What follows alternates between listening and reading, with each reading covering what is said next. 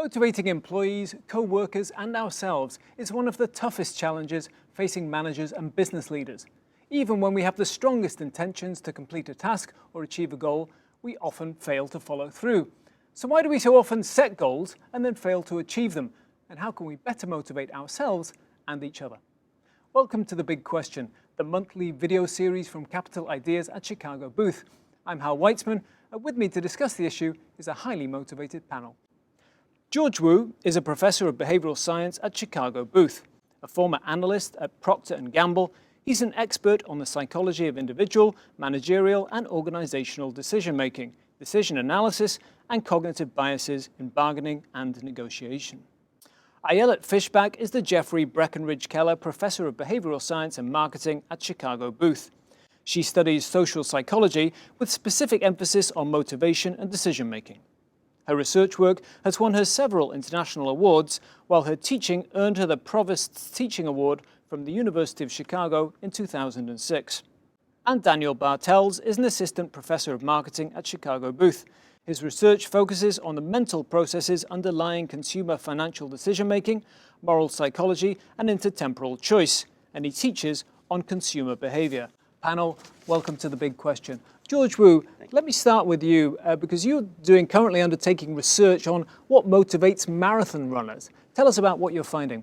One thing is I want to step back and say a little bit about why we're studying these kinds of settings. And I think and we'll turn to these questions later on, but a lot of the standard ways of trying to get people to be more motivated, to achieve more, or to use extrinsic incentives and bonuses and things like that. And I think explain first, what do you mean by extrinsic? Well, sort of the obvious, if a salesperson sells 1,000 units, they'll get a $20,000 bonus, right? And I think a lot of there's sort of an obvious way in which that is going to motivate people, and lots of people have studied those kinds of things and so on. So, and an intrinsic incentive would be? Well, an intrinsic incentive would be something that is not tied to an extrinsic reward, like promotion or something of the sort of a monetary compensation. I see.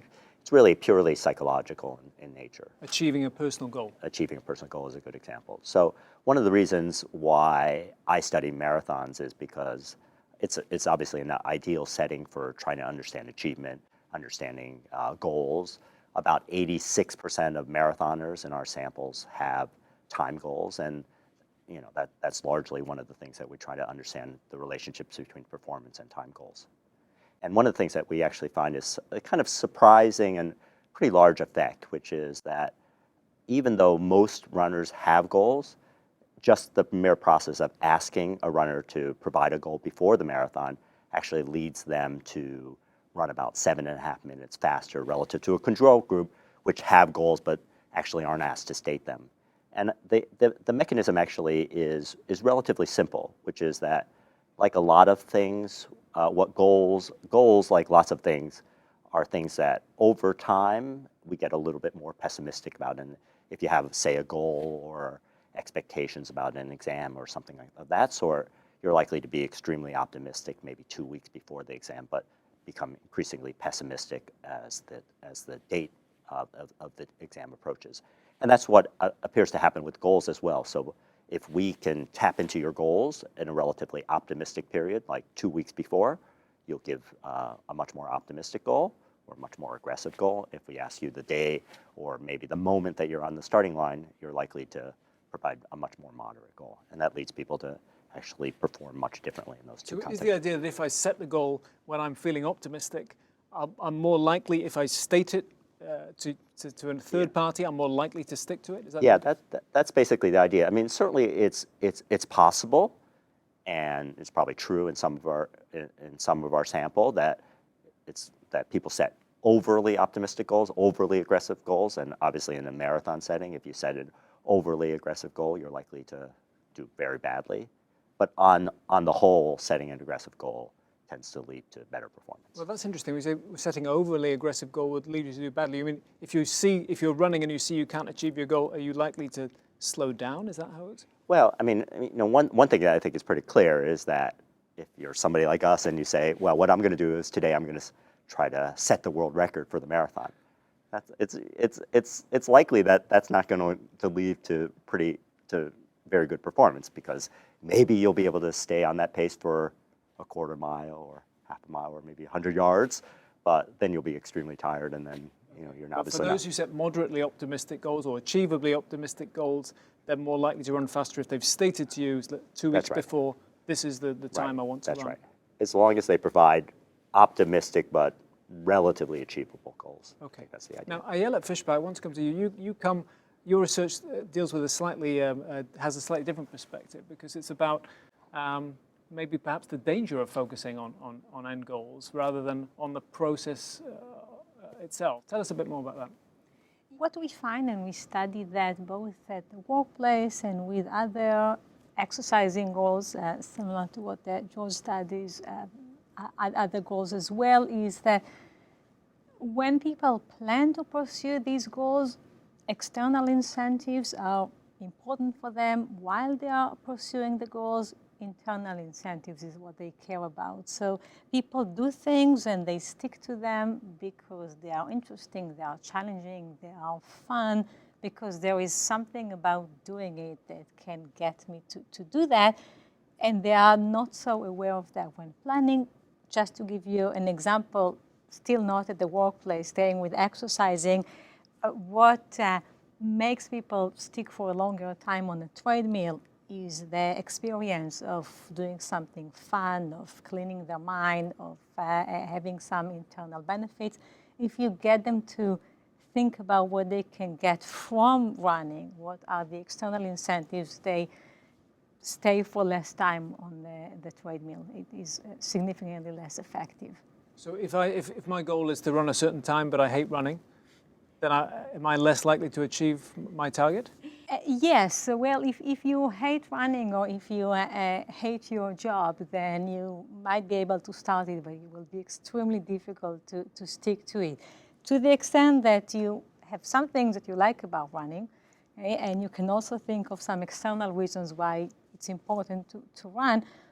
While running, it's not a good idea to think about the external reasons. It will be much more effective to think about the Even fun. if those external reasons are really motivating, like say raising money for a special charity that's really close to your heart. Yeah, that will be very good at getting you to the gym, but that's it. But actually running when you're 13 miles or whatever, that's going to be hard. It's going to be hard to motivate you if you don't actually enjoy the experience. That doesn't get you from the minute 20 to 30. It seems counterintuitive, because people often say, it was grueling, it was terrible, but I did it. The achievement at the end was what was important. People say all kind of things, and our job as researchers is to look at their intuitions and check what is true and what is not. People cannot stick for a long time on something that doesn't feel good. And you actually did research on people going to the gym. So yes. Just tell us quickly about that. Yes. So with the gym, we basically asked people to we asked one group of people to focus on what they can get from going to the gym. So these are the external goals. And we asked another group of people what they can get while exercising. What are the internal benefits from exercising? Now, these are people that are already at the gym, and we find that those that focus on what they get while exercising, the experience, are on average exercising for 10 minutes more on the treadmill than those that focus on what they can get in terms of external incentives. Now, we also looked at people that were not at the gym, okay, to see what gets people to go to the gym. And if people think about what they can get from it, they can lose weight, they can be in a better health, that's effective. So thinking about external incentives is definitely a good way to start on something, but it doesn't allow people to follow through.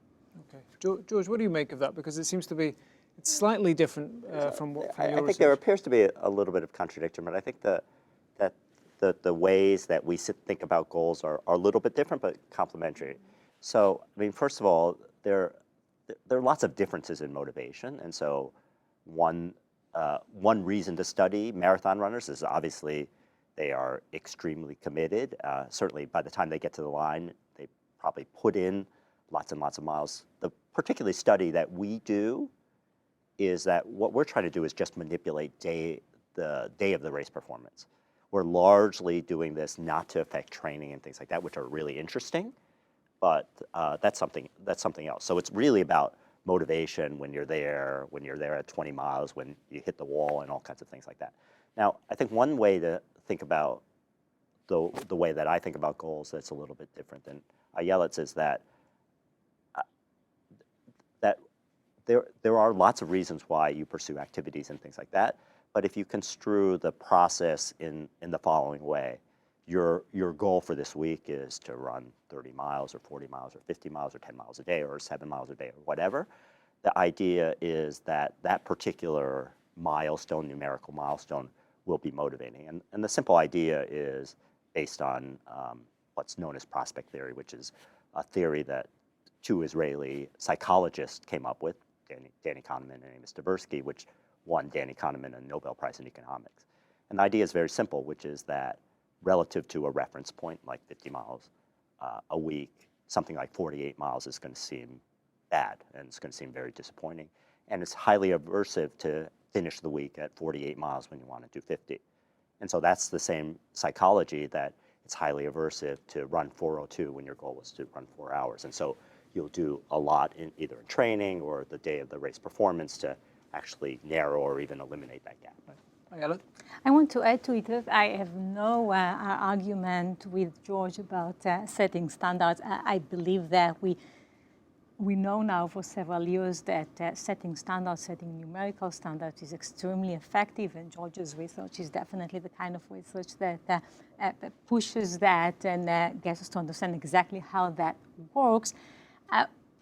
We completely agree on that. What we study is not the standard of performance, but how the type of incentives, whether you do something, you do your work because it's interesting, or you assign something to other people, telling them that this will be challenging or interesting, versus talking about external incentives. You will get a bonus. You will be able to earn a promotion.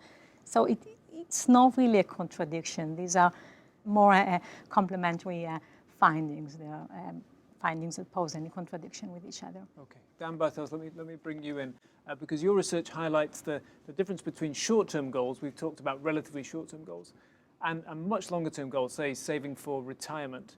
Tell us about what you found. So for the past handful of years, I've been really interested in the relationship between how people think about the continuity of their identity over time and how it relates to their sort of forward-looking behavior. The major upshot of this research is that if you feel highly connected to your future self, so if you feel like a lot of the important psychological properties that make you who you are now are preserved in the person that you'll be in the future, it can bolster your motivation to pursue goals that pay off to that person. So you can think about retirement savings. I'm thinking about my 70-year-old self. If I recognize, or if I feel like my 70-year-old self is going to be substantially the same person that I am, that can bolster my motivation to do things like reduce spending and increase saving in the present. That sounds a bit confusing when you say my 70-year-old self will be substantially the same. In what way? What are the significant ways that I might be different from my 70-year-old self? Well, I mean, if you think about it, people change a little bit every day. People enter into different kinds of relationships that change their personality characteristics. People have life experiences that change their expectations, their values, their goals, their ideals.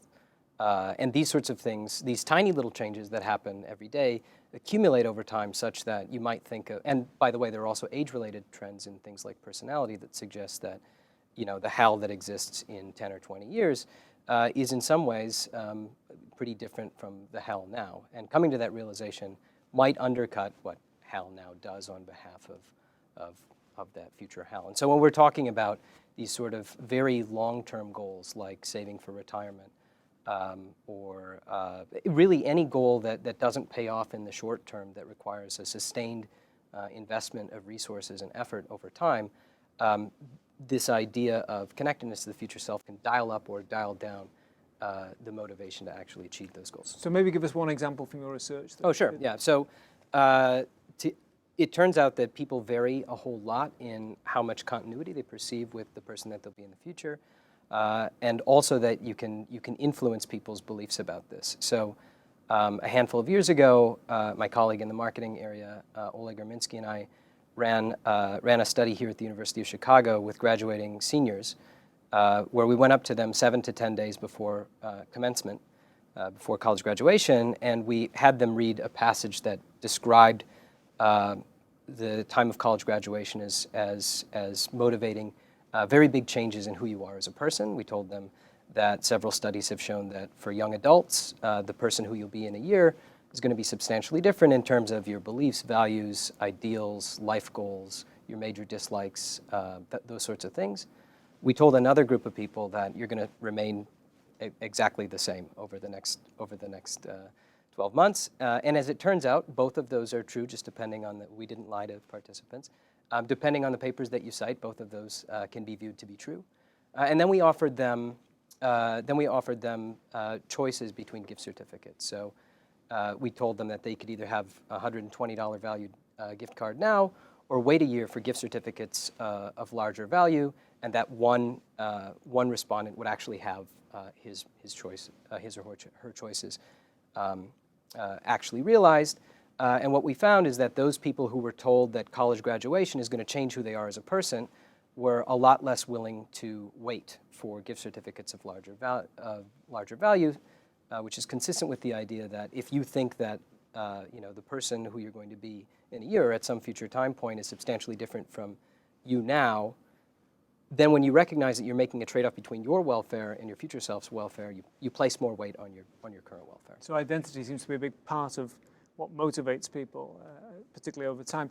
I want to put all this research in a business context and we talked a lot about individuals, move from individuals to teams, because much what the challenge, as we said at the beginning, facing managers is how do you motivate a team? George Wu, what do you think are the sort of classic errors that managers make when they're trying to motivate teams? Well, I think, certainly when I talk to my MBA students, their first reaction about how you get people to do stuff is you pay them. And that's true, that works. That's oftentimes an incredibly effective way, but I think there's a couple of drawbacks about that. One is that it's expensive. Two is there are other ways that maybe you can get commensurate effects and presumably commensurate effects that are cheaper, and that's what psychology is. And so, I think motivation is obviously extremely complicated. It depends on the setting. It depends on what people think about the task, whether it's exciting, intrinsically interesting kind of task that people are pursuing, or something that people think of it as being much more about bonuses or whatever. But I think that all the kinds of things that we're talking about suggest that psychology has a role in terms of at least the kind of menu of choices that managers can use either at the team level or the organizational level. I'm sure a lot of managers will be pleased to hear there's been an over-reliance on pay. What other kind of tactic? I mean, you're talking about praise or more responsibilities, or one of the problems that faces managers is that you want to try to improve performance in the short run, but you also want to make it sustainable. And there are lots of things that I think are hard to imagine sustaining. So it's hard to, you want to increase performance by giving people a bonus, but now you've already you set up a culture where people expect to get compensation explicitly for what they do. And that's not so good because maybe you don't have the budget to do that, or maybe what you'd ideally like is for people to kind of do this thing and naturally, intrinsically want to do these kinds of things. So this is something that I study and I teach, and I believe that often when managers think about how to motivate employees, which is a difficult problem, they don't stop to think, what are the barriers? Why is that person not motivated? Is it that they are underpaid? Maybe they are not interested. Maybe they are overwhelmed. Maybe they are tired. There could be a bunch of things that could result in underperformance, and you need to understand what the problem is.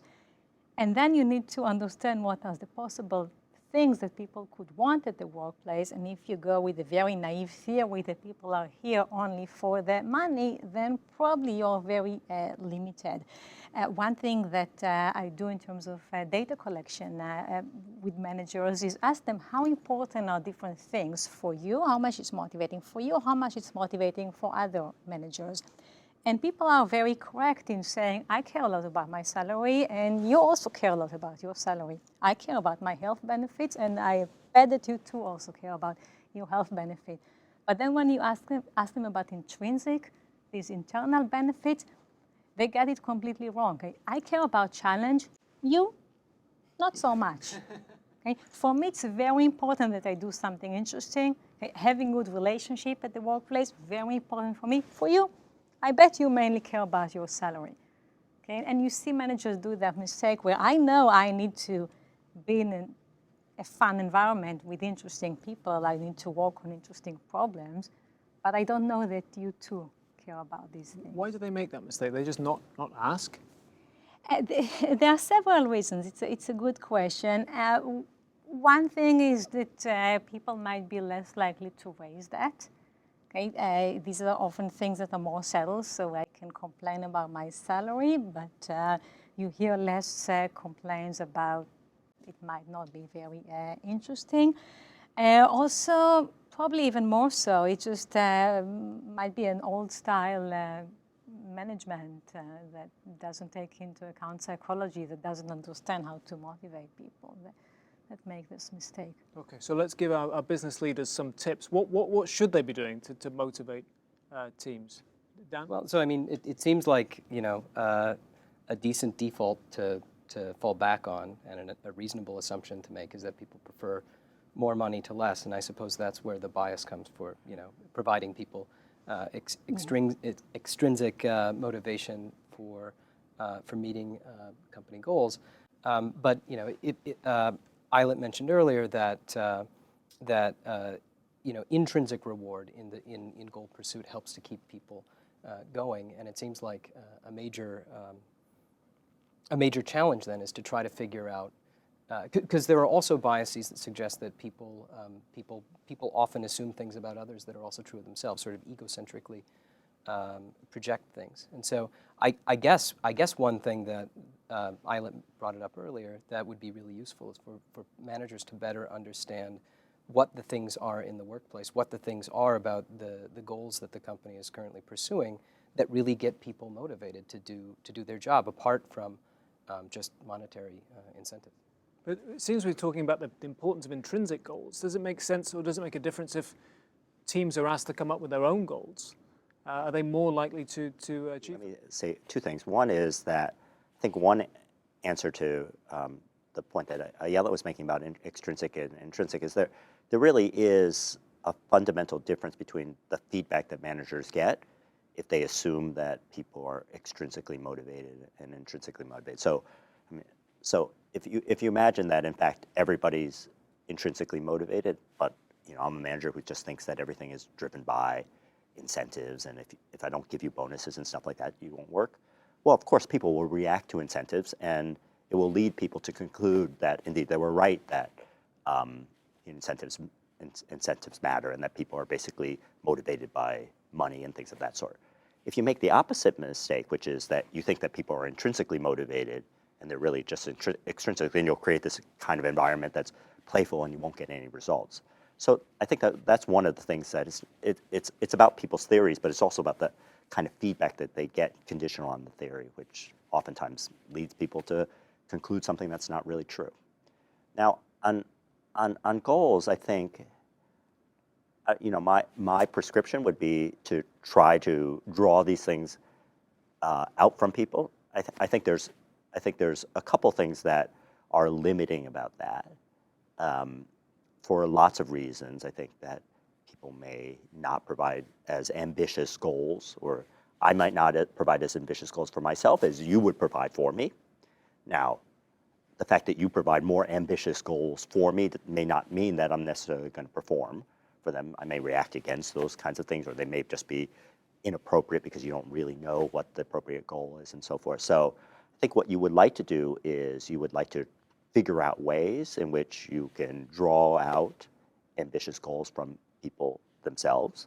And some of them would be based on the kinds of things, or the kinds of insights from the marathon research, which is that you don't want to basically ask people right before they're about to embark on a project. You want to ask them 4 months before, 6 months before, something like that, when they're relatively confident about what they can do. Right. Ayelet Fishbach? So we have some research testing for how can you make people set effective goals for themselves, challenging goals for themselves. And George already mentioned that challenging goals are effective, but you need to understand that the goal is there to get you to do more, to get you to do a lot, to get you to challenge yourself. It's not very important on its own. Okay? And when getting people to set their own goals, you certainly cannot then evaluate them based on how much they met their goal. You need to evaluate them by how much they've done. And if you do that, you get people to set pretty challenging goals for themselves. However, if you tell them that the evaluation is based on whether you've met your goal, the strategic thing to do, yes, is just set it low enough so that you are going to meet it for sure. Okay, but I wanted to ask you about this idea of kind of the enjoyment that you get, the challenge that you get from doing the task as opposed to the end goal. There are some work environments that people just want to make them as fun as possible. The idea being that sort of creativity will flow out of it.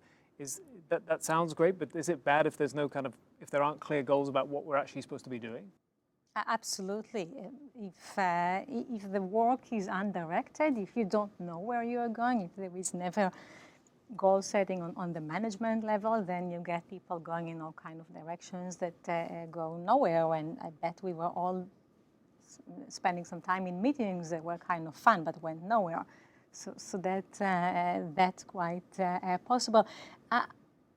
I want to step back and say that when I say that the work needs to be internally rewarding, at least for the kind of employees that we are usually dealing with, it doesn't mean that it's just plain fun. A challenge is rewarding, and being able to meet my time on something is rewarding, and it's the internal reward of working hard and doing something great.